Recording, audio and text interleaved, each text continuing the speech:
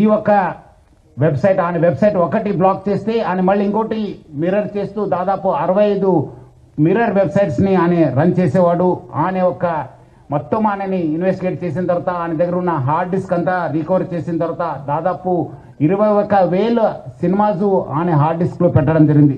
మొత్తము పాత ఫిలిమ్స్ అయిన గాడ్ ఫాదర్ మీ అందరు కూడా తెలుసు, చారిత్రాత్మక ఐతిహాసిక ఫిలిం అయిన గాడ్ ఫాదర్ అంటే 1972లో ప్రొడ్యూస్ అయిన ఆ మూవీ నుంచి మొన్న వచ్చిన ఓజీ మూవీ దాకా కూడా ఆయన దగ్గర ఈ ఒక్క హార్డ్ డిస్క్లో ఉండడము మనము చూశాను. మొత్తము బాలీవుడ్ టాలీవుడ్ అందరు కూడా ఈయన చాలా మూవీస్ ఆయన దగ్గర ఉంది, చాలా నష్టం జరుగుతుంది.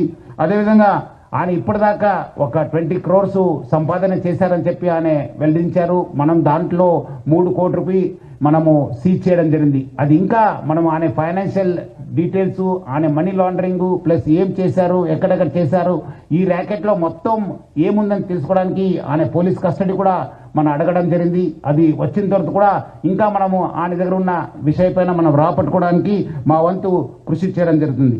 మొత్తం ఈ కేసెస్ పైన కూడా, ఎందుకంటే ఇది ఇంటర్నేషనల్ లింక్స్ ఉంది, ఇంటర్నేషనల్ నుంచి అక్కడ వేరే దగ్గర నుంచి కూడా ఆయన ఆపరేట్ చేయడం జరుగుతుంది.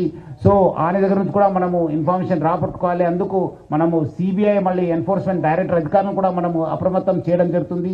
అక్కడ కూడా మనం సేకరించిన ఇన్ఫర్మేషన్ కూడా వాళ్ళకి ఇచ్చేసి వాళ్ళు కూడా ఈ మొత్తం ఈ ఒక్క లింక్స్ ఏమున్నామని తెలుసుకోవడానికి కూడా మా వంతు కృషి చేయడం జరుగుతుంది.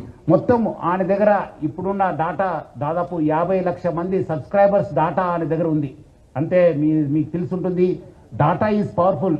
ఈ ఒక్క ఆధునిక యుగంలో మోడర్న్ టెక్నాలజీలో డాటా ఈజ్ పవర్ఫుల్. ఎవరి దగ్గర డాటా ఉంటుంది వాళ్ళు చాలా పవర్ఫుల్ ఉంటారు.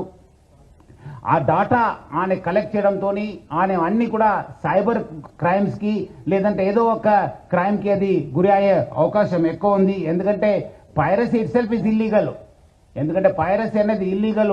ఎవరు కూడా ఈ పైరసీ మూవీస్ ప్రమోట్ చేయడం కానీ చూడడం కానీ కూడా ఇల్లీగల్. సో చాలా మంది ఏదో రకరకాలు అనుకుంటారు, ఏదో మనం చూస్తున్నాను కాదని చెప్పి, బట్ లేదు, వెనక ఒక పెద్ద ర్యాకెట్ ఉందని చెప్పి ప్రజలందరూ కూడా అర్థం చేసుకోవాలి. ఈ అన్ని కూడా మీ డాటా అంతా డార్క్ వెబ్లో లేదంటే ఏదో ఒక వెబ్లో మీకు అవైలబుల్ ఉంటున్నావు. అది సైబర్ క్రిమినల్స్ వాళ్ళు వాడుకోవచ్చు, లేదంటే ఎకనామిక్ ఆఫెండర్స్ యూజ్ చేసుకోవచ్చు, లేదంటే వేరే క్రిమినల్స్ కూడా మీకు ట్రాప్ చేసే అవకాశం ఉందని చెప్పి పెట్టుకొని అంతా ఇప్పుడు ఆయన అక్కడ మహారాష్ట్రలో డ్రైవింగ్ లైసెన్స్ తీసుకున్నారు. ప్రహ్లాద్ కుమార్ వెల్లెల్లా అని చెప్పి ఆ పేరుతోని ఆయన ఎస్ టేకన్ డ్రైవింగ్ లైసెన్స్. అదేవిధంగా పాన్ కార్డు కూడా అదే పేరుతోని తీసుకోవడం జరిగింది.